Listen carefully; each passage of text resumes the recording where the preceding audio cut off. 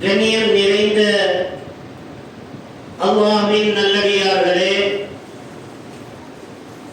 அன்பார்ந்த பெரியோர்களே, சகோதர சகோதரிகளே, தாய்மார்களே, அல்லாஹ்வுடைய மாபெரும் கருணையால், அல்லாஹ்வுடைய ரஹ்மத்தால் நாம் இங்கே மஸ்ஜிதில் அல்லாஹ்வுடைய இல்லத்தில் ஒன்று கூடியிருக்கிறோம். அல்லாஹ் நம் மீது அருள் புரிய செய்வானாக. எங்கள் பாவங்களை அல்லாஹ் மன்னிப்பானாக. எங்களுடைய பலா முசீபத்துக்கள், துயரங்கள், துன்பங்கள், கஷ்டங்கள் அனைத்தையும் அல்லாஹ் தூரப்படுத்தி வைப்பானாக. ஈரோகத்திலும் எங்களுக்கு வெற்றியாளர்களாக இறைவன் ஆக்கி அருள்வானாக. எல்லா புகழும் ஏக இறைவனுக்கு என்று போற்றி புகழ்த்திய வண்ணமாக இறை தூதர் ஸல்லல்லாஹு அலைஹி வஸல்லம் அவர்கள் மீது இறைவனுடைய சாந்தியும் ஸலவாத்தும் என்றும் நிலவச் செய்வானாக. அவரை பின்பற்றி வாழ்ந்த அந்த சஹாபாக்கள், தாபீன்கள், தபிதாபீன்கள், குலஃபாயின்கள், ரஷீதீன்கள், எண்ணற்ற நல்லடியார்கள் மீதும், குறிப்பாக இங்கே அமர்ந்திருப்பவர்கள் மீதும் இறைவனுடைய சாந்தியும் சமாதானம் நிலவச் செய்வாராக. கண்ணியம் நிறைந்த சகோதர சகோதரிகளே, இன்றைய தினத்தினுடைய தலைப்பு இஸ்லாமியர்களின் கடமைகள் நாட்டு பெற்று இஸ்லாமியர்கள் இந்த நாட்டின் மீது அன்பு செலுத்துதல், இஸ்லாமியர்கள் எந்த நாட்டில் வாழ்ந்தாலும் அந்த நாட்டினுடைய சட்ட திட்டங்களை கடைபிடித்தல், இஸ்லாமிய பார்வையில் இன்று நாட்டுப்பற்று என்ற தலைப்பில் நாம் சில செய்திகளை பார்ப்போம். அல்லாஹ்வுடைய தூதர் ஸல்லல்லாஹு அலைஹி வஸல்லம் அவர்கள் 1400 ஆண்டுகளுக்கு முன்னாடி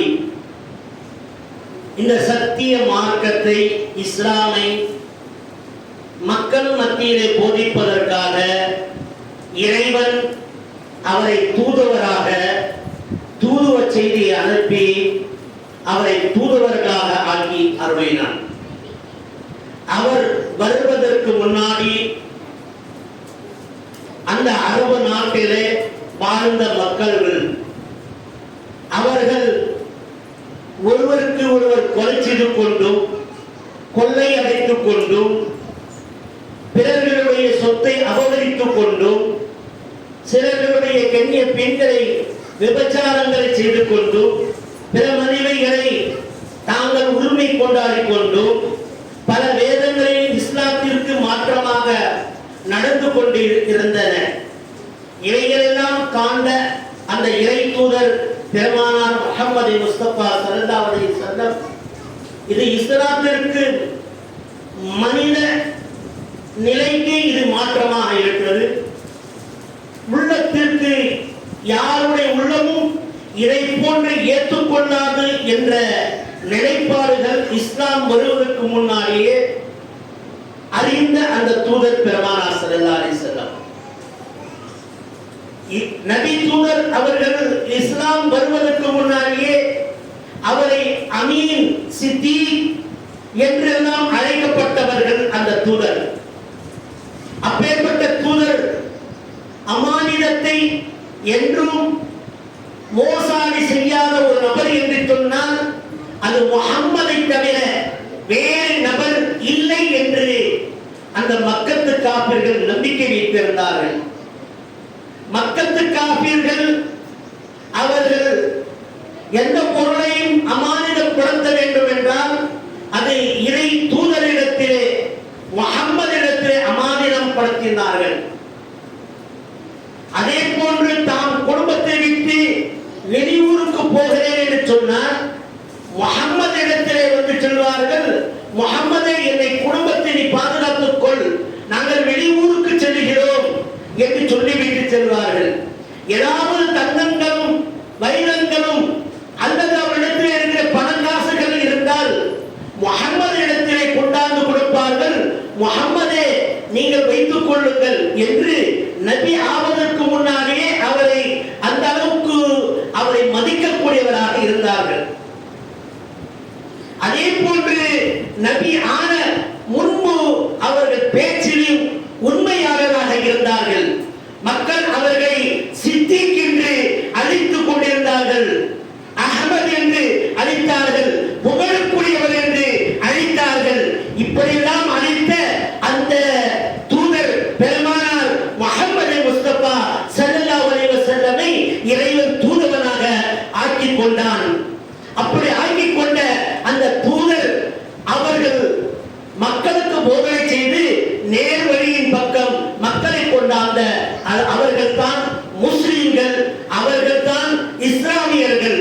ஆனால் மாற்று கலாச்சாரத்தில் ஈடுபடுபவர்கள் நீ முஸ்லிம் அல்ல என்று இறை தூதர் ஸல்லல்லாஹு அலைஹி வஸல்லம் அவர்கள் கூறிவிட்டார்கள். யாராவது ஒரு முஸ்லிம் இன்னொரு முஸ்லிமுக்கு கொலை செய்கிறான் என்று சொன்னால் அவன் அனைத்து மக்களை கொலை செய்யக்கூடிய பங்கு அவன் பெற்றவனாக இருக்கிறான் என்று இறை தூதர் பெருமானார் ஸல்லல்லாஹு அலைஹி வஸல்லம் போதித்தார்கள். யார் ஒருவருடைய பொருளை அபகரித்து தின்றுகின்றானோ அவன் முஸ்லிம் அல்ல என்று சொன்னார்கள். எவனே ஒரு மனிதனை கொலை செய்கிறானோ அவன் முஸ்லிம் அல்ல என்று நபிகள் நாயகம் ஸல்லல்லாஹு அலைஹி வஸல்லம் அவர்கள் சொன்னார்கள். எந்த நாட்டிலே வாழுகிறோமோ அந்த நாட்டுடைய பற்றுகள் இல்லை என்று சொன்னால் அவன் முஸ்லிம் இல்லை என்று நபிகள் நாயகம் ஸல்லல்லாஹு அலைஹி வஸல்லம் அவர்கள் கூறினார்கள். அன்புக்குரிய தோழர்களே, அல்லாஹ்வின் நல்லடியார்களே, இஸ்லாமியர்களாக நிறைய மக்கள்கள் ஒன்றோடு ஒன்றாக அந்த மக்களுக்கு மத்தியிலே ஆன பிறகு அந்த மக்காவிலிருந்து முஸ்லிம்களுக்கு பாதகம் ஏற்படுத்தப்பட்டது. நபிகள் நாயகம் ஸல்லல்லாஹு அலைஹி வஸல்லம் அங்கே போர் செய்யவில்லை, தன்னுடைய அதிகாரத்தை அந்த மக்காவில் காட்டவில்லை, மக்களை அபிசீனியாவுக்கு அனுப்பி வைத்தார்கள். கிறிஸ்த நாடாக இருந்தது, கிறிஸ்த அங்கே தலைவராக இருந்தார்கள், கிறிஸ்த மதத்தை பின்பற்றக்கூடியதாக இருந்தது. அந்த நாட்டுக்கு நபிகள் நாயகம்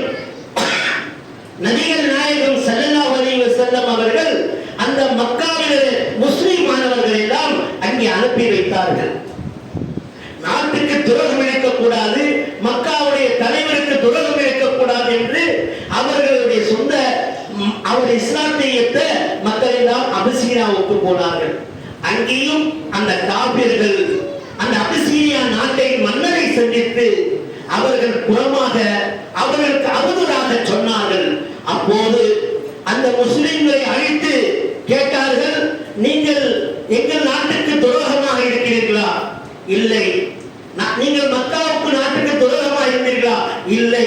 யாருக்குமே நாங்கள் துரோகம் செய்யவில்லை, எங்களுடைய மார்க்கத்தை நாங்கள் பின்பற்றவர்களாக இருக்கிறோம், எங்களுடைய சொந்தம் எங்களுடைய படைத்து பரிபாலித்து பக்குவப்படுத்திய அந்த ஏக இறைவனுக்கு நாங்கள் கட்டுப்பட்டவர்களாக இருக்கிறோம் என்று நபிகள் நாயகம் ஸல்லல்லாஹு அலைஹி வஸல்லம் கற்றுத்தந்த அந்த பாடத்தை அவர்கள் அந்த மக்களுக்கு அந்த அபிசீனியா நாட்டு மன்னருக்கு சொல்லி காட்டுகிறார்கள். இன்னும் சொன்னார்கள், இந்த மக்கத்து காப்பீர்கள் அங்கே சென்று அந்த முஸ்லிம்களுக்கு துரோகம் இழைப்பதற்காக இந்த முஸ்லிம்கள் உங்களுடைய தெய்வத்தையே இவர்கள் குறை சொல்கிறார்கள் என்று சொன்னார்கள். லக்கும் தீனுக்கும் வலிய தீன், எங்களுடைய இறைவன் எங்களுக்கு எப்படி காட்டித் தருகிறார்? நீங்கள் உங்களுடைய மார்க்கம் உங்களுக்காகவும் எங்களுடைய மார்க்கம் எங்களுக்காகவும் இருக்கிறது. யாருக்கும் நாங்கள் குறைந்தோ அல்லது உயர்த்தியோ எங்களுக்கு பேச அவசியம் இல்லை, எங்களுடைய இறைவன் எங்களுக்கு சொல்லிவிட்டார். தீனுக்கும் வலிய தீன், எங்களுடைய மார்க்கம் எங்களுக்கு, உங்களுடைய மார்க்கம் உங்களுக்கு, நாங்கள் குறை செய்யவில்லை. ஆனால் நீங்கள் இயேசுவை திட்டுவீர்களாமே என்று அந்த அபிசீனியா மன்னர் கேட்க, அதற்காக அவர்கள் சொன்னார்கள், நாங்கள் இயேசுவை திட்டவில்லை. இயேசு என்பவர் எப்பேற்பட்டவர் என்று சொன்னால் அவர் இறைவனுடைய தூதுவர் என்று நாங்கள் நம்பிக்கை கொண்டிருக்கிறோம் என்று சொன்னார்கள். நாங்களும் அவ்வாறுதான் தூதுவர் தான் நம்பிக்கை கொண்டிருக்கிறோம். அங்கே வேறு பேச்சே இல்லை. அபிசீனியா நாட்டு மக்கள், அபிசீனியா மன்னர் சொன்னார், நீங்கள் எவ்வளவு காலம் இந்த நாட்டிலே வாழ விரும்புகிறீர்களோ வாழ்ந்து கொள்ளுங்கள் என்று அபிசீனியா நாட்டு மன்னர் அவர்களுக்கு உத்தரவு கொடுத்து இங்கே மக்காவிலிருந்து சென்ற காபியர்கள் நிறைய கிஃப்ட்கள் எல்லாம் எடுத்து அந்த மன்னர்களுக்கு கொடுத்தார்கள். அந்த மன்னர் என்ன செய்தார்கள்? அனைத்தையும் தூக்கி சென்று உங்களுடைய தலைவருக்கே கொடுத்து விடுங்கள் என்று திருப்பி அனுப்பிவிட்டார்கள். எப்படி இஸ்லாம் என்பது எந்த ஒரு இடத்திலும் எந்த இடத்திலும் மாறுபட்டதாக ஒருபோதும் கிடையாது. அப்பேற்பட்ட இஸ்லாமியர்கள் யாராவது ஒருவரை கொலை செய்கிறார் என்று சொன்னால் அனைத்து கொலைகளுடைய பழிக்கு அவன் சொந்தக்காரனாக ஆகிவிடுகிறார் என்று இறை தூதர் பெருமானார் ஸல்லல்லாஹு அலைஹி வஸல்லம் அவர்கள் கூறினார்கள். ஆகையால் எந்த முஸ்லிமும் இன்னொரு முஸ்லிமை கொலை செய்வதற்காகவோ ஒரு முஸ்லிம் ஒரு காபிரை கொலை செய்வதற்காகவோ இஸ்லாத்தில் இடம் தரவில்லை. ஒன்றும் சொல்லப்பட்டது எந்த அளவுக்கு என்று சொன்னால், நீங்கள் இஸ்லாமிய சட்டத்தை விட்டு தந்து விடாதீர்கள், யாருக்கும் தடை சாய்த்து விடாதீர்கள். நீங்கள்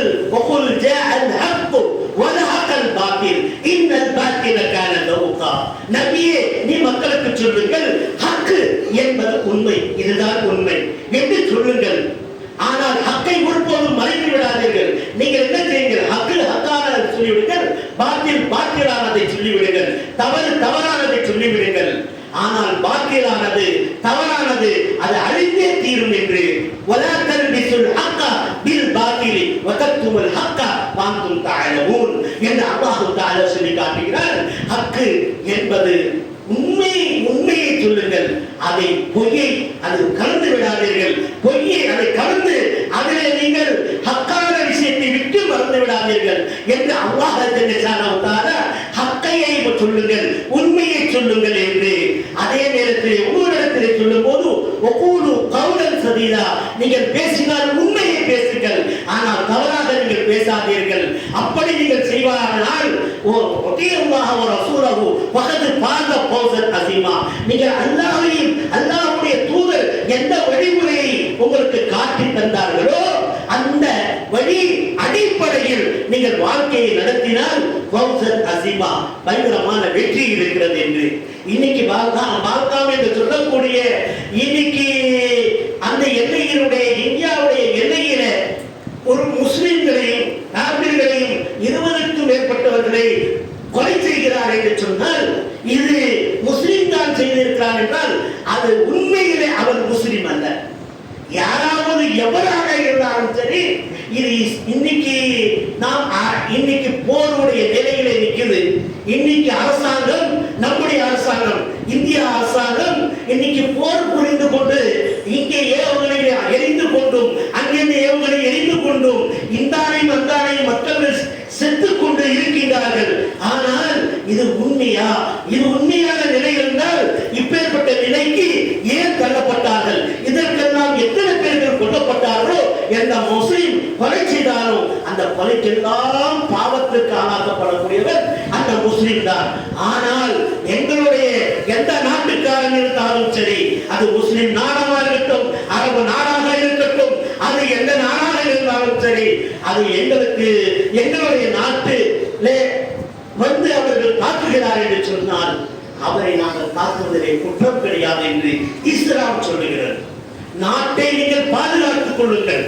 எந்த நாட்டிலே எத்தனை மண்ணிலே இருக்கிறீர்களோ நீங்கள் இந்த மண்ணுடைய மைந்தர்கள், இந்த நாட்டு இந்த மண்ணுடைய பிள்ளைகள், நீங்கள் இந்த நாட்டுக்காக ரத்தத்தை சிந்துவதிலே உங்களுக்கு அது தியாகம் தான் என்று இஸ்லாம் கூறக்கூடிய இந்த மார்க்கமாக இருக்கிறது. இப்பேற்பட்ட மார்க்கத்திலே இருந்து யாராவது தவறாக தன்னை சூழ்ச்சி செய்தால், யாராவது தவறாக கருதினால் அவர் இஸ்லாத்தை விட்டு வெளியேறிவிட்டார்கள் என்பதை இஸ்லாம் அவர் அங்கீகரிக்கப்பட்ட மார்க்கம்.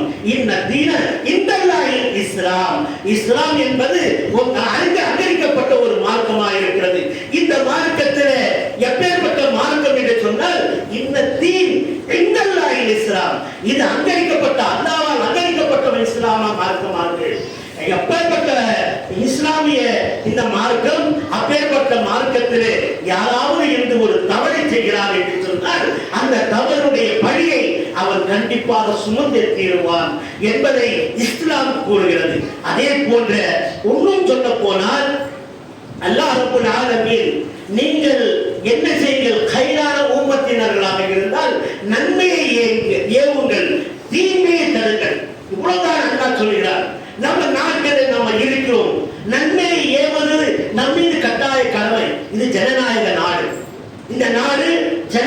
நாடு. யார் வேணாலும் முதல்வராக வரலாம், யாராவது பிரதமராக வரலாம், யாராவது மந்திரியாக வரலாம், எவரானாலும் இது அரசியல்ல உட்காரலாம். ஜனங்கள் எல்லாம் சேர்ந்து ஓட்டு போட்டு ஒரு தலைவரை தேர்ந்தெடுக்கக்கூடியது. இந்த நாட்டில நீ எங்களுக்கு புறமாக நீ அடிக்கிறாய் என்று சொன்னால் அது எங்களை அடித்தது போன்று, எங்களை தாக்குவதை போன்று, எங்களை துயரப்படுத்துவது போன்று, இஸ்லாமிய மார்க்கத்தை துயரப்படுத்துவதை போன்று இப்பேற்பட்ட காரியங்களை செய்யக்கூடாது என்பதை இஸ்லாம் வன்மையாக கண்டித்து சொல்கிறது. அன்றைய தினம் அவர்கள் எல்லையை தாண்டி வருவதற்கு நம்முடைய அரசாங்கம் என்ன செய்து கொண்டிருந்தது? அவர் எல்லையை தாண்டி நம்மை தாக்குகின்றார்களே, அப்படி தாக்கக்கூடிய நேரத்தில் அரசாங்கம் அது சரிவரை அந்த இடத்தை பாதுகாக்கவில்லை என்றால் நாம் சொல்ல வேண்டிய கட்டாயம் கடமைப்பட்டிருக்கிறது. ஆனால் தாக்கிவிட்டார்கள். ஆனால் தாக்கிவிட்டு மீண்டும் அவர்களுக்கு தாக்க வேண்டும். இதுதான் உண்மையான பற்றுதல் நம்முடைய அரசுக்கு. நாம் எந்த அரசை தேர்ந்தெடுத்து உட்கார வைத்திருக்கிறோமோ அந்த அரசாங்கம் கண்டிப்பாக அவருக்கு பதிலடி தந்தே ஆக வேண்டும். ஏனென்றால் ஏமாந்து இருக்கக்கூடியவனை நீங்கள் ஏமாற்றினால் அது பெரும் பாவமாக இருக்கிறது. ஒரு இஸ்லாமியன் வந்து உள்ளே பூந்து நாம் ஒற்றுமையாக வாழ்ந்து கொண்டிருக்கக்கூடிய கிறிஸ்தவர்கள், இந்துக்கள், தலித்துக்கள் எல்லாம் ஒன்று சேர்ந்து வாழக்கூடிய நாட்டில ஒரு முஸ்லிம் வந்து தாக்குகிறார் என்று சொன்னால் அது இஸ்லாத்திற்கு மாற்றமானது. அவன் முஸ்லிமே இல்லை என்பதை திட்டவட்டமாக நான் கூறிக்கொள்கிறேன். ஆனால் அல்லாஹ்வும் அதை கூறுகிறார், அல்லாஹ்வுடைய தூதரும் அதைதான் கூறுகிறார். பாருங்கள் எப்படி அல்லாஹ் இன்னல் முஃமினூன இக்வத்துல் ஃபஅஸ்லிம். எவ்வளவு இஸ்லாம் சொல்லி தருகிறது.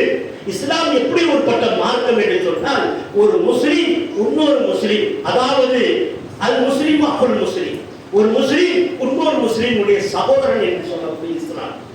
நீங்கள் ஒரு முஸ்லிமை நீங்கள் துன்புறுத்தாதீர்கள்.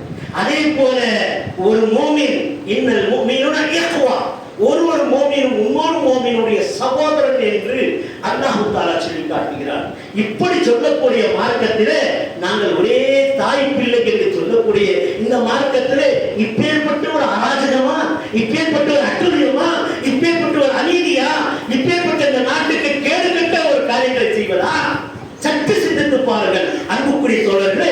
யார் இருந்தாலும் இஸ்லாம் அவன் தெரிந்திருந்தால் அநீதி செய்தவன் திரும்பி அந்த அநீதிக்கு பதில் தராமல் பொறுமை மேற்கொள்ள வேண்டும். என்று சொன்னால் மக்கா என்ற அந்த மாநகரத்திலே இஸ்லாம் இல்லாத காபிர்களுடைய கைவசம் இருந்த ஆட்சி, அந்த ஆட்சியை அந்த முகமது நபி அங்கேதான் முஸ்லிமாக ஆகுகிறார். அவர் அப்பதான் தூதராகிறார்கள். அந்த தூதுவர செய்தியை கேட்டு பல்வேறு முஸ்லிம் ஆகிறார்கள். அவர் ஒரு முஸ்லிம் படையை வைத்து அங்கே இருக்கிற காபிர்களை தாக்கி இருக்கலாம். ஆனால் அவர் தாக்கவில்லை. ஆனால் 13 வருடங்கள் அந்த மக்காவிலே அவர்கள் மார்க்க பணிகளை செய்தார்கள். அந்த மார்க்க பணிகளை செய்து அல்லாஹ்வுடைய மாபெரும் கருணையால் அபிசீனியாவுக்கும் இன்னும் பல சாம் தேசத்திற்கும் முஸ்லிம்களை அனுப்பி வைத்தார்கள். அங்கே போய் நீங்கள் ஈமானை கொண்டு உங்களுடைய இபாதத்துக்களை, உங்களுடைய அல்லாஹ்வை வணக்க வழிபாடுகளை சீர்படுத்திக் கொள்ளுங்கள் என்றார்கள். எப்போது ஆட்சி மாறுகிறதோ, எப்போது நம் கைவசம் வருகிறதோ, எப்போது நமக்கு வெற்றி கிடைக்கிறதோ அப்போது நீங்கள் வந்தால் போதும் என்று. ஆனால் கடைசி வரை அந்த நாட்டிலே அந்த காபிர்கள் சொன்னார்கள், நீங்கள் முஸ்லிம் அல்லாத நிலையில் இந்த நாட்டிலே இருக்கலாம். எந்த நாட்டில் இருக்கலாம்? அந்த மக்காவிலே எவ்வளவு காலம் வேணாலும் தங்கலாம். இதுக்கான எந்த ஆச்சரியம் இல்லை. முஹம்மதே, நீங்கள் 6 மாதம் எங்களை சேர்ந்து வணங்குங்கள், 6 மாதம் உங்களோடு சேர்ந்து வணங்குகிறோம், அல்லது நீங்கள் ஒரு நாள் வணங்குங்கள், நாங்கள் ஒரு நாள் உங்களோடு சேர்ந்து வணங்குகிறோம் என்று அந்த காபிர்கள் கேட்டார்கள். அல்லாஹ் தஆலா குர்ஆனுடைய வசனத்தை இறக்கினான், குல் யா அய்யுஹல் காஃபிரூன், நீங்கள் அந்த காபிர்களுக்கு பதில் சொல்லுங்கள் நபியே என்று. லா அபுது மா தஅபுதுன், நீங்கள் வணங்குவதை நாங்கள் வணங்க முடியாது. லக்கும் தீனுக்கும் வலிய தீன், உங்களுடைய மார்க்கம் உங்களுக்கு, எங்களுடைய மார்க்கம் எங்களுக்கு. ஆனால் இதிலே நாங்கள் சட்டப்போட்டை நாங்கள் தேவையில்லை, எங்களுக்கு சத்தியம் மட்டும்தான். நபிக்கு அல்லாஹ் கற்றுத் தந்த அந்த வார்த்தை. அப்படி அல்லாஹ்வுடைய பேச்சை கேட்கக்கூடியவர்கள் எவரும் தாக்குதலில் ஈடுபட மாட்டார்கள். இதுதான் உண்மை. எப்பவும் அடக்க மாட்டார், எப்பவும் அவனுடைய கையில் துப்பாக்கி எடுக்க மாட்டார். அவர் உண்மையானவனாக இருந்தால் அவன் சத்தியத்தை எடுத்து சொல்வார். வாருங்கள், இன்னும் சற்று சிந்தித்து பார்க்க வேண்டிய செயல்கள். அல்லாஹ் ஜல்ல ஷானஹு தஆலா எவ்வளவு அழகான பதில்களை சொல்கிறார். அந்த மக்கத்து காப்பீர்கள் இப்படி கேட்டார்கள், சரி அப்பா இதுவும் இல்லை, நீ எங்களோட சேர்ந்து வாழ முடியாதுன்னாக்கா நீ பாதி நான் பாதின்னு இது வேலை இல்லைனாக்கா சரி இன்னொரு வேலை செய்யலாமா என்ன பான்னு கேட்டாங்க மக்கத்து காப்பீர்கள்.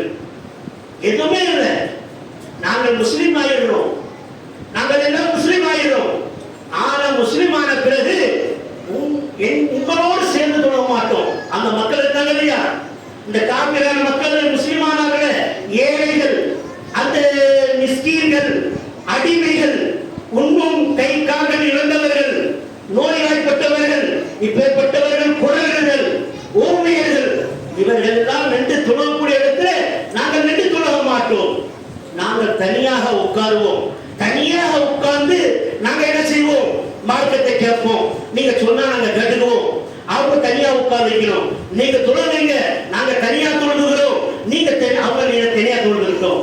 இரண்டாவது கட்டமா பேரம் பேசப்படுகிறது. இந்த பேரம் பேசப்பட்ட உடனே இது நல்லா தானே இருக்குது ஐடியா. ஏங்க கொஞ்சம் ஒரு பெரிய ஆளுன்னு சொன்னா நீங்க வெளியே தனியா உட்கார வச்ச என்ன, மேடையை தனியா அமைச்சா என்ன, உங்களுக்கு தனியா உங்களுக்கு தெரிய வச்சா என்னன்னு குறைஞ்சிட போதா?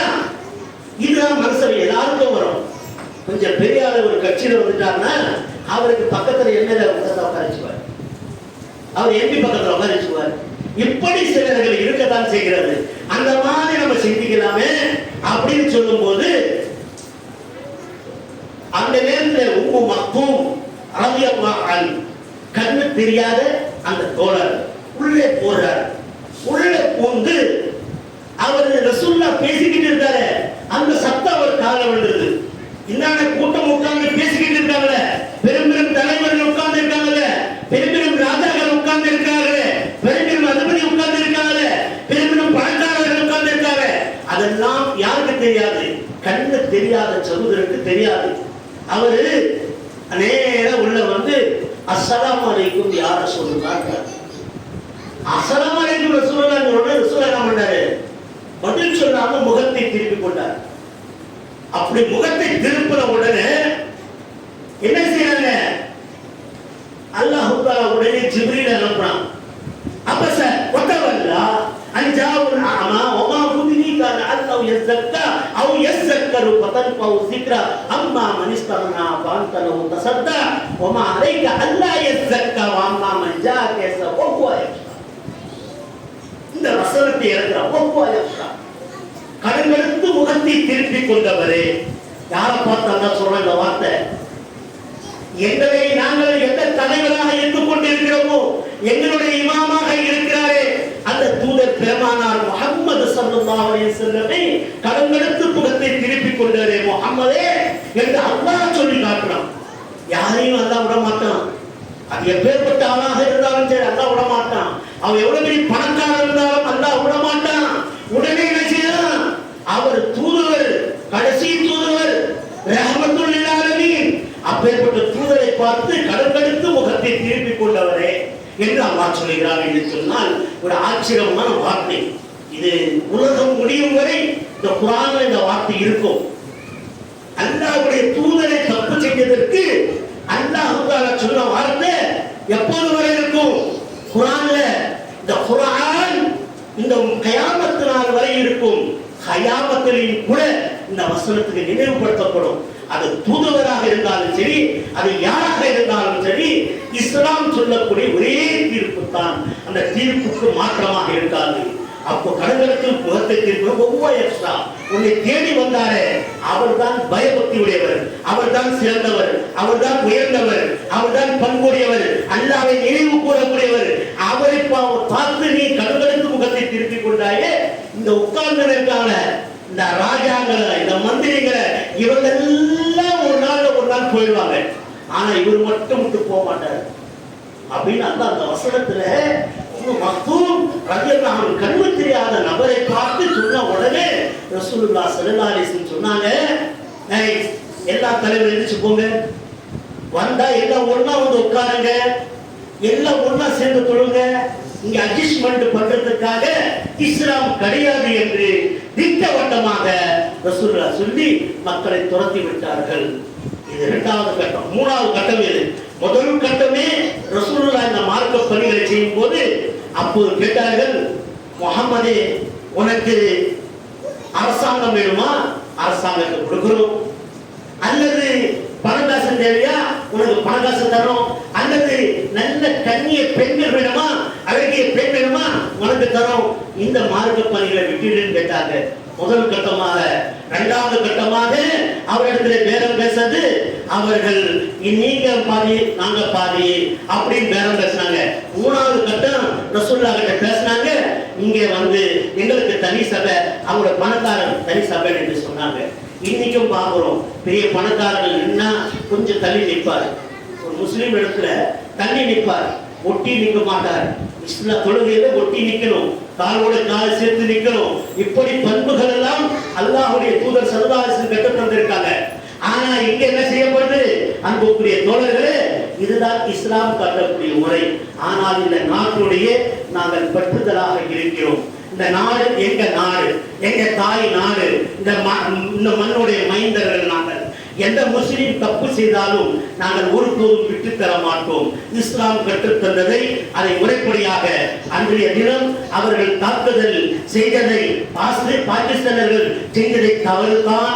அது முஸ்லிம்களாக இருந்தால் அதை அவர்கள் மேலும் தவறு செய்திருக்கிறார்கள். அது எந்த நாடாக இருந்தாலும் சரி, அவர்கள் செஞ்சது தவறுதான் என்பதை மனப்பூர்வமாக ஒரு குடிமகனும் ஏற்றுக்கொள்ள கட்டாய கடமைப்பட்டவர்களாக இருக்கிறோம். இதற்காக தன்னுடைய ரத்தத்தை தியாகம் செய்து அந்த நியாயத்தை நிலைநாட்ட வேண்டும் என்பதை நான் இந்த கட்டத்திலே எடுத்து காட்டுகிறேன். அன்புக்குரிய தோழர்களே, எந்த நாட்டின் மீதும் எந்த நபர் மீதும் தனி முறையிலே தாக்குதல் நடத்தக்கூடாது. ஒரு நாட்டுக்கு ஒரு நாடு சண்டை நடக்கிறது என்று சொன்னால் முதல் தூதுவ செய்திகளை அனுப்ப வேண்டும். அப்படி தூதுவ செய்திகளை அனுப்பி அதை முறைப்படியாக நான் இன்றைய தினம் உன் மீது தாக்குதல் நடத்துகிறேன் என்று செய்திகள் அனுப்ப வேண்டும்.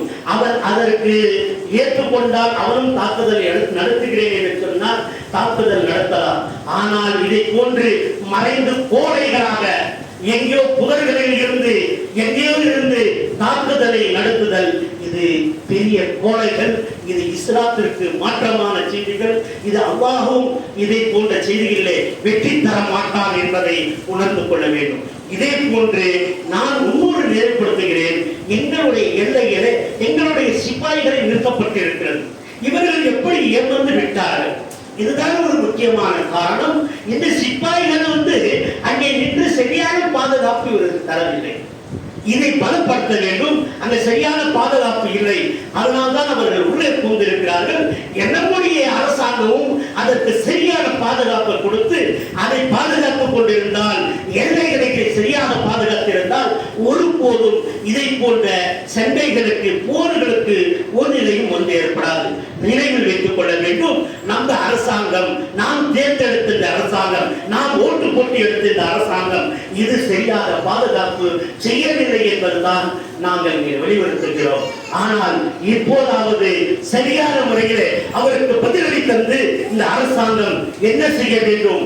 நம்முடைய எல்லைகளை பாதுகாக்க வேண்டும். நம் இஸ்லாமியர்கள் மட்டுமல்ல, இங்கே வாழக்கூடிய எவ்வளவு மக்கள், கோடிக்கணக்கான மக்கள் இந்தியாவில் வாழுகிறார்களோ அவர்களுக்கு பாதுகாப்புக்கான நம்முடைய தலைவர்களாக ஆக்கியிருக்கக்கூடிய பிரதமர் அவர்கள் தான் அதற்கு சரியான பாதுகாப்பு எடுக்க வேண்டும். இது நாம் ஒருவரை அமீராக நியமிக்கிறோம் என்று சொன்னால் ஒரு அமீருக்கு பொறுப்பு, தலைவருக்கு பொறுப்பு நம்முடைய காக்க வேண்டியது. நம்முடைய காக்க விட்டு பார்த்து கொண்டிருப்பது அவருக்கு தலைவர் பதவிக்கு அழகு அல்ல. ஆனால் தலைமை பதவிக்கு அழகு தலைமையை சரியாக பாதுகாத்து நம்மளையும் பாதுகாத்து அந்த அரசாங்கத்திலே கீழ் வாழக்கூடிய எல்லா மக்களையும் பாதுகாக்க வேண்டும். அப்படி பாதுகாக்கக்கூடிய நாடுதான் நம்முடைய நாடாக இருக்க வேண்டும் என்று கேட்டுக்கொண்டு இந்த உரையை முடிவு செய்கிறேன். அன்புக்குரிய தோழர்களே, நாம் நம்மிடத்தில் ஒரு சில குறைபாடுகள் இருக்கிறது. இன்னைக்கு அவமானம் தாங்க முடியாத ஒரு விஷயம். ஒரு முஸ்லீமே நாட்டை தாக்குகிறாங்க என்று சொன்னால் அந்த முஸ்லீமுக்கு என்ன தைரியம் வந்தது? இதற்கான என்ன காரணம்? நம்மிடத்தில் சரியான வழக்க வழிபாடுகள் இல்லை. நாம் மாற்று கலாச்சாரங்களிலே முழுங்கி கிடக்கின்றோம். மாற்று மதத்தினுடைய வழிபாடுகளிலே நாம் முழுகி கிடக்கிறோம். இது நன்றாக நினைவில் வைத்துக் கொள்ள வேண்டும். நம்மிடத்தில் தொழுகை இல்லை, பஜர் தொழுகை கிடையாது. இன்னும் ஜும்மாவுக்கு சொன்ன சும்மா வந்து போற மாதிரி, ஜும்மாவுக்கு வந்தா சும்மா வந்து போற மாதிரி. ரசூலுல்லாஹ் சொன்னாங்க 3 ஜும்மா யார் ஜும்மா பட்டியல்ல பேரு இல்லையோ அவனுடைய இதயத்தில் காஃபிர் என்று முதலிடப்படுகிறது. 3 ஜும்மான என்ன?